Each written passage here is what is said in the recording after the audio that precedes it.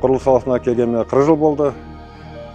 Оған ешқандай өкінбейміз, жұмыс істеп жатырмыз. Бұл балаларымыздың болашағы, сондықтан жанымызды салып жұмыс істеп жатырмыз. Моя работа помогает людям обрести дом и уют. А сейчас мы участвуем в строительстве школы, и я понимаю, что это вклад в развитие будущего нашей страны.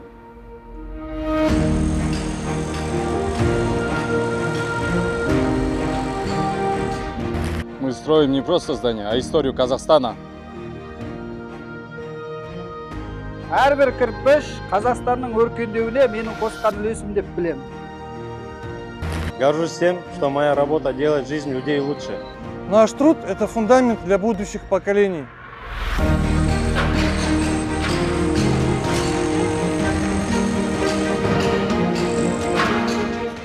Құрылыс менің өмірім, және мен өз кәсібіммен мақтанамын. Биыл біздің компаниямызға 15 жыл. Осы уақыт аралығында көптеген тұрғын үй әлеуметтік нысандарды жүзеге асырдық, сәтті жүзеге асырдық. Біздің қызметкеріміз өз саласындағы нағыз мамандары.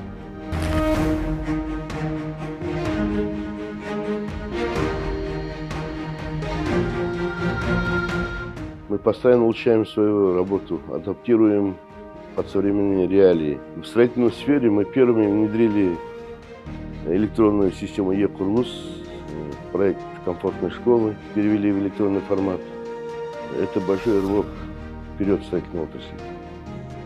Құрметті Самұрық-Қазына Construction, Самұрық-Қазына Development мекеменің мамандары, құрметті құрылысшылар, былтыр басталған орасан зор мемлекет басшысы Қасым-Жомарт Кемелұлы-Тоқаевтың бастамасымен, тікелей тапсырмасымен және де бүгінгі тікелей қадағалауымен жүріп отқан үлкен ұлттық жобаны өздеріңіз куә болып, оның басы көзінде жүрсіздер.